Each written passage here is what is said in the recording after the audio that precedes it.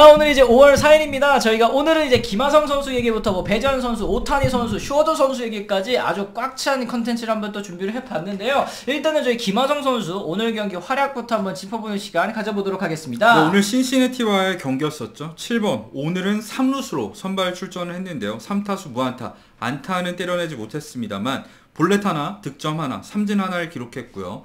또 수비에서도 굉장히 좋은 모습을 보여줬죠. 그래요. 오늘 경기 이제 볼넷 얻어내면서 어쨌든 출루하지 않았습니까? 9경기 연속 출루 기록을 또 이어갈 수 있게 됐고요. 2일에는 시리즈의 첫 경기 오랜만에 2루타 홈런 치면서 이제 장타 신고했죠. 어제 경기에서는 2타수 1안타에 2볼넷 3출루 했죠. 오늘도 이제 볼넷 얻어내는데 오늘은 이제 3연전 내내 수비 포지션이 달랐다는 점을 좀 저희가 짚어봐야 될 것 같습니다. 그렇죠. 먼저 2루수로 1사전에 출전을 했었고 그 다음에는 유격수 그리고 3루수. 그러니까 사실 지난해 메이저리그 골드글러브 수상에 있어서 새로운 변화가 있었죠. 네. 유틸리티 부문 골드글러브가 신설이 됐다는 거. 그래요. 야, 이거는 김하성 이 선수가 이제 또 골드글러브를 받을 수 있는 또 하나의 또 길이 열렸다. 그렇죠. 2루수로 주로 출전하지만 유격수, 3루수로 오갈 수 있는 김하성 선수가 노리기에 정말 적합한 수상이라고 생각을 하는데 오늘 3루 수비 정말 예술이었습니다. 아, 그렇습니다. 오늘 진짜 뭐 호수비 장면 그리고 이제 견실한 수비를 보여준 장면이 정말 여러 번 있었는데 일단은 2회 1사 1루 센젤 선수의 이 3루 강습 타구를 또 노바운드로 처리하는 장면이 굉장히 인상적이었어요. 그렇죠. 3루수가 핫 코너라고 불리는 포지션인데 김하성 선수는 3루수로 갔을 때도 강습 타구 처리 능력이 특별한 것 같습니다. 그래요. 5회에도 이제 뭐 병살 연결하는 장면이 있었고 6회 초에는 이제 오늘 센젤 선수가 많이 괴롭힘 당했습니다. 이 라인 드라이브 타구로도 점프 캐치하는 모습도 있었고 또 이제 바레로 선수의 땅볼 타구도 안정적으로 처리하는 모습. 역시 김하성은 어디에 갖다 놔도 수비 참 탄탄하게 잘한다. 이런 거 볼 수 있었죠. 김하성 선수가 사실 다양하게 포지션을 오갔을 때 많은 선수들이 이제 어려움을 호소하는 경우가 많잖아요. 근데 김하성 선수는 2루수, 유격수, 3루수 오가고 있는데 30경기에서 실책이 지금 하나입니다. 아, 그렇습니다. 이 수비를 또 탄탄하게 잘하다 보니까 어제 기준입니다. 이 베이스볼 레퍼런스 기준 WR이 1.2승. 뭐 레퍼런스 기준이라서 좀 많이 튄 거 아니냐, 뭐 수비 좀 이제 좀 과대평가된 거 아니냐 얘기하실 수 있는데 팬그래프 기준으로도 벌써 0.6승을 정립을 했으니까 김하성 선수가 지금 사실 다소 아쉬운 타격 성적에 임에도 불구하고 수비에서 지금 제 값을 해내고 있다. 그렇죠. WR 중에서 수비로 벌어들인 이 승수가 0.7승인데 이게 리그 전체 4위입니다. 포지션 불문입니다. 포지션 그렇죠. 불문으로 리그 전체 야수 중에 4위라는 거니까 김하성 선수의 수비가 지금 어느 정도인지 알 수 있을 것 같고 2루수 부문 DRS 요것도 얼마나 점수를 많이 막아냈는지를 또 나타낸 지표 아니겠습니까? 그렇죠. 이게 플러스 5점인데 아메리칸 리그 클리블랜드의 안드레스 히메네즈와 함께 공동 1위니까 내셔널리그 1위는 김하성입니다. 그리고 서번특에서 이제 이 산출하는 수비 지표죠. OAA 같은 경우도 플러스 3점, 2루수 공동 1등이니까 야, 사실 김하성 선수 뭐 유격수에서도 지난해 워낙에 잘했었던 선수니까 2루수 가도 문제 없겠지 생각을 했는데 올해는 2루수에서 넘버 1 수비를 좀 보여주고 있다 말씀드릴 수 있겠어요. 팬그래프 기준으로 따졌을 때는 수비로 벌어들인 점수가 1.8점인데 전체 3위입니다. 1위가 심의현이고 그 다음이 이놈이 이놈이 또 따라왔어. 야, 니코 호너야, 너 뭐 한국에 악감정 있냐? 지난해에는 사실 이 선수 이름 익숙하신 분들이 있을 거예요. 이제 당시 이제 애틀란타였죠. 애틀란타의 댄스비 스완슨, 그리고 컵스의 뭐 니코 호너, 그리고 이제 마이애미의 미겔 로하스, 이제 샌디에고의 김하성, 이렇게 4명의 선수가 유격수 부분에서 수비 참 잘한다 이런 평가를 받았었는데 호너 선수가 오케이 이제 김하성이 1루 갔으니까 2루수 골드글러브 김하성 꺼내 이랬더니 호너가 2루로 와버렸네. 컵스가 스완슨을 영입하는 바람에. 그러니까요. 김하성 선수가 보가츠를 영입하면서 2루로 갔듯이 니코노도 마찬가지고 니코노도 정말 수비를 기똥차게 잘하더라고요. 지독하게 얽힌다. 그래서 김하성 선수가 2루수 니코노랑 거의 비슷비슷한 이 수치를 보이고 있습니다만 유틸리티를 한번 노려보는 게 어떨까? 그래, 이게 호너 같은 경우에는 이제 스완슨이라는 또 확실한 이 유격수 자원이 있다 보니까 올해 2루수로 고정해서 출전하는 비중이 더 높고요. 이제 김하성 선수 같은 경우에는 유격수뿐만 아니라 이제 3루수까지도 또 자주 소화를 하다 보니까 확실히 올해는 유틸리티 부문, 뭐 지난해 수상을 했었던 브래든 도너반도 올해 수비를 그렇게 못하더라고요. 그렇죠. 확실히 좀 가능성이 있어 보인다. 이 정도 좀 짚어드릴 수 있을 것 같습니다. 오늘 샌디에고 경기 간단하게 요약을 해드리자면 이 포수 브렛 설리번이 4타수 2안타, 그 중에서 하나는 홈런이었고요. 4타점으로 이 샌디에고의 승리를 이끌었었는데 확실히 오스틴 롤라가 지금 공수에서 좀 불안한 모습을 그렇죠. 보이면서 설리번이 기회를 받고 있는데 그 기회를 제대로 살린 경기였습니다. 그래요. 이 세스 루고 오늘 선발 투수였죠. 6이닝 동안 1실점 호투로 이 7대1 승리를 또 이끌게 됐는데 거기다가 또 최근에 좀 상승세를 그리던 소토 선수도 뭐 오늘 이제 보가치 안타는 지가 하나 훔치기는 했습니다만 3타점짜리 2루타도 하나 때렸고 또 볼넷도 3개 얻어내면서 참 좋은 활약을 또 펼쳐줬다라는 거. 근데 주루에서 좀 가끔 정신을 놓는 모습이 있습니다. 그래요. 샌디에고 17승 15패 지구 3위고요. 이제 2경기 차로 이 다저스를 쫓고 있는 그런 상황이기는 합니다. 자, 그럼 이제 저희 배주환 선수 얘기도 오늘 좀 한번 해보도록 하죠. 템파베이전 8번 2루수로 또 선발 출전했습니다. 그렇죠. 3타수 2안타에 1볼넷. 도루 2개를 기록을 하면서 시즌 타율도 2할 4푼 7리에서 2할 6푼 1리까지 끌어올렸습니다. 그래요. 그리고 도루는 이제 메이저리그 전체 2위가 됐죠. 그리고 단숨에 12호도루, 13호도루까지 이제 연달아 해내면서 아쿠냐 주니어가 14개 했거든요. 바로 지금 2위로 내셔널리그 도루 부문 추격을 하고 있는 그런 상황인데 오늘 뭐 타석에서도 굉장히 인상적인 모습이 있었어요. 뭐 첫 타석에서도 이 풀카운트로 본래 출구를 했고 두 번째 타석에서는 이 센스가 확실히 좋다고 느껴지는 게 내야수들이 다소 지금 깊게 시프트 때문에 깊게 수비하고 있구나라는 걸 알아차리는 순간 바로 1, 2간 사이에 번트를 대가지고 1루 바로 이렇게 뛰어버리더라고요. 그렇죠. 이 배주환 선수 같은 경우에는 1루까지 도달 속도가 메이저리그 전체 1위.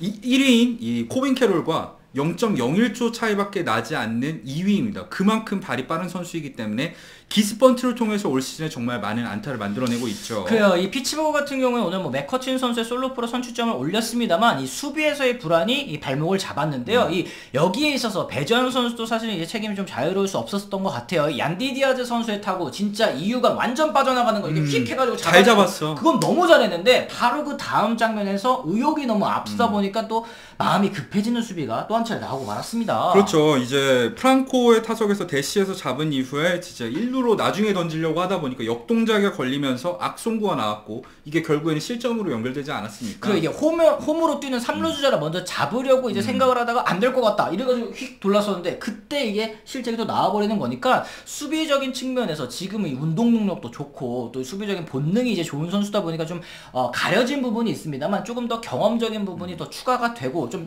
침착하게 할 필요가 있어 보여요. 실책이 5개인데요. 그러다 보니까 배주환 선수가 공격에서 가치보다 지금 WAR이 나오지 않고 있는 상황입니다.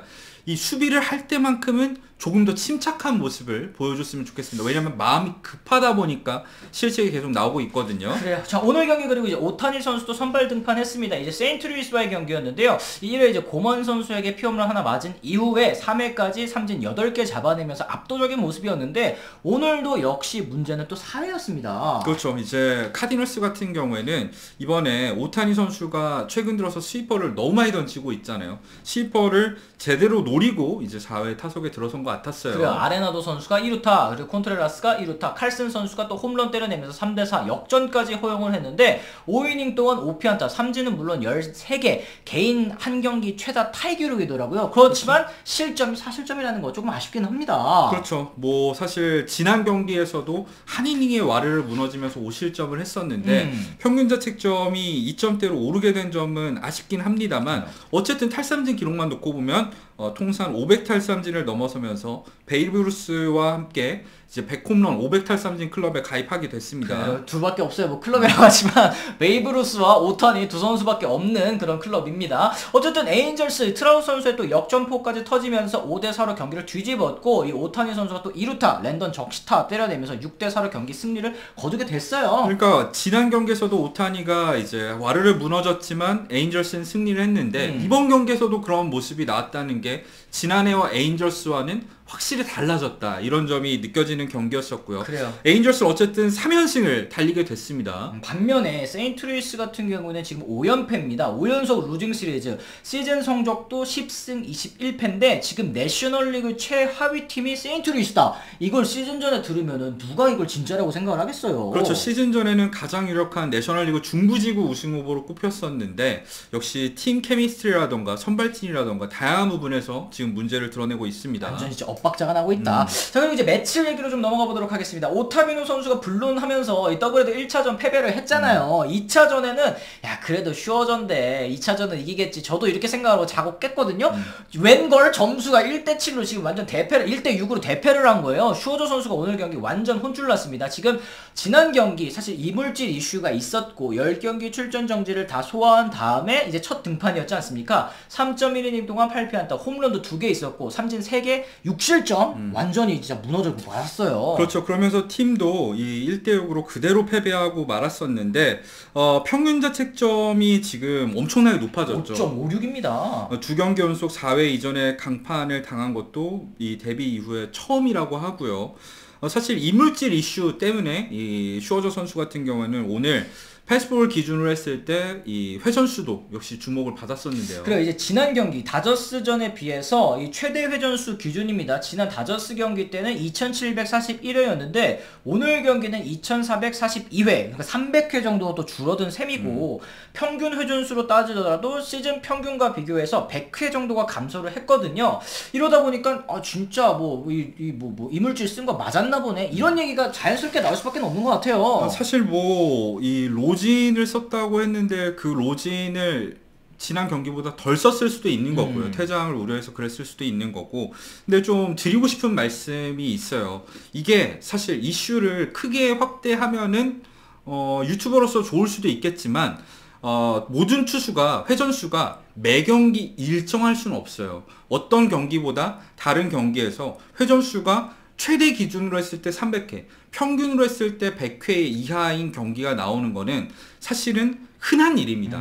다만 이게 슈어저이고 슈어저가 지난 경기에서 또 이물질 이슈 때문에 퇴장을 됐기 때문에 더 주목받고 있는 것 같아요. 이거는 어떻게 보면은 슈어저 입장에는 억울할 수도 있겠지만 지난 경기가 있었기 때문에 또 감수해야 될 이 의혹 어린 시선이 아닌가 싶습니다. 그렇죠. 이거는 결국에는 앞으로의 등판이 더 중요할 것 그렇죠. 같아요. 그러니까 이제 지난해 이물질 규제가 시작된 이후로 계속 꾸준히 이제 회전수가 내려간 선수들은 저 선수는 썼겠구나 이렇게 생각하는 것처럼 슈어저 선수도 다음번 등판에서 다시 이제 회전수 반등한다 그러면 뭐 다시 썼겠구나 이렇게 생각하시는 분들도 물론 있겠지만 그냥 그날 컨디션이 좀 안 좋았었던 거네 이렇게 생각하시는 분들도 있지 않을까 이렇게 좀 생각을 해봅니다. 자, 내일 매치에게는 중요한 경기죠. 이 저스틴 벌랜더가 드디어 이 연봉으로 기준으로 했을 때 4,333만 달러를 받고 첫 경기에 출전하게 됩니다. 야 진짜 만약에 내일 벌랜더까지 못하면 둘이 합쳐서 8,600만 달러가 넘는 선수들이 부진한 건데 이거 진짜 큰일 나는 겁니다. 그렇죠. 오클랜드의 선수단 전체 연봉보다 이 두 선수가 받는 연봉이 더 많잖아요.